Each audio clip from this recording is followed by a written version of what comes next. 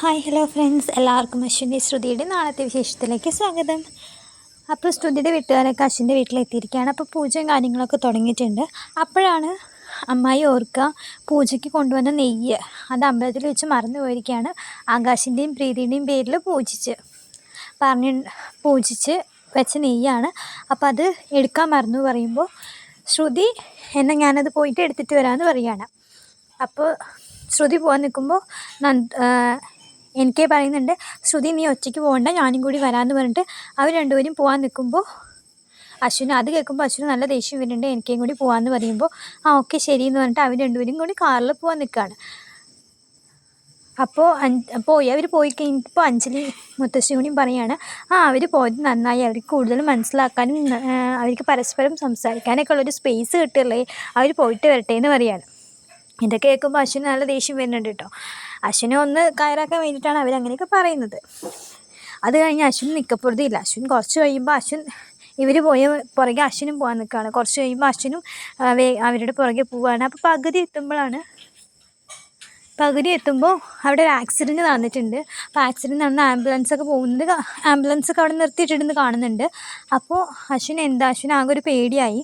അശ്വിൻ എന്നിട്ട് പുറത്തിറങ്ങിയിട്ട് കാർ തുറന്നിട്ട് പുറത്തിറങ്ങിയിട്ട് ചോദിക്കുകയാണ്. അവിടെ ഒരാളോട് ചോദിക്കുമ്പോഴാണ് ഒരു സ്ത്രീയും പുരുഷനാണ് ഉണ്ടായിരുന്നത്.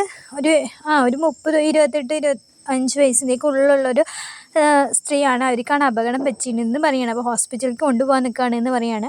അപ്പോൾ അശ്വിൻ അവിടെ നോക്കുമ്പോൾ അവിടെ ഒരു കുപ്പിവെള്ളം പൊട്ടി കിടക്കുന്നുണ്ട്. അപ്പോൾ അപ്പോഴും ശ്രുതിയാണ് എന്നുള്ളൊരു ഇതിലേക്ക് അശ്വിൻ എത്തുകയാണ്. കാരണം ശ്രുതി ആ കളർ കുപ്പിവെള്ളേക്കാണ് അപ്പം ധരിച്ചിട്ടുണ്ടായിരുന്നത്. അപ്പോൾ അശ്വിൻ ആകെ പേടിയും ടെൻഷനൊക്കെ ആവുകയാണ്. എന്നിട്ട് അശ്വിൻ വേഗം ആംബുലൻസിൻ്റെ അടുത്തേക്ക് പോകുമ്പോഴേക്കും ആംബുലൻസ് എടുത്തു പോവുകയാണ്. ആംബുലൻസ് പോയി. അപ്പോൾ അശ്വിൻ ആംബുലൻസിൻ്റെ പിന്നാലെ ഓടി പോകുന്നുണ്ട്. ശ്രുതി പേടിക്കേണ്ടെന്നൊക്കെ പറഞ്ഞിട്ട് ശ്രുതി ഇങ്ങനെ ഓടിപ്പോകുന്നുണ്ട്.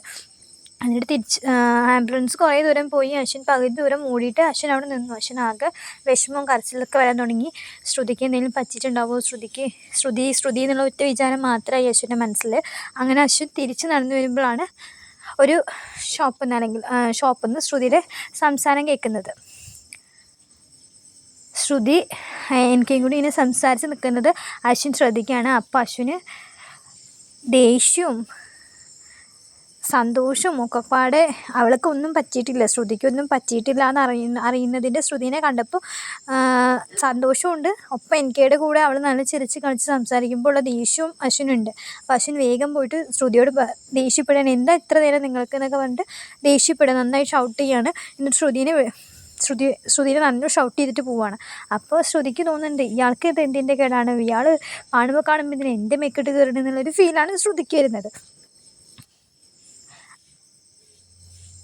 അങ്ങനെ അശ്വിൻ എന്നിട്ട് കാറെടുത്ത് പോവുകയാണ്. എന്നിട്ട് ശ്രുതിയും എനിക്കും കൂടി തിരിച്ചു വരികയാണ്. അങ്ങനെ അവിടെ പൂജയുടെ കാര്യങ്ങളൊക്കെ നടക്കുമ്പോൾ ശ്യാമിൻ്റെ കുറച്ച് കുരുത്തക്കേടുകളൊക്കെ നാളത്തേലും കാണിക്കുന്നുണ്ട്. ശ്യാമിന് ആദ്യത്തെ ഒരു അറ്റംപ്റ്റ് ശ്യാമിൻ്റെ പാളിപ്പോയതുകൊണ്ട് ശ്യാം അടുത്ത അറ്റംപ്റ്റിന് തയ്യാറാവുന്ന സീനൊക്കെ കാണിക്കുന്നുണ്ട്. വീഡിയോ ഇഷ്ടമായ എല്ലാവരും ലൈക്ക് ചെയ്ത് സബ്സ്ക്രൈബ് ചെയ്യണം. താങ്ക്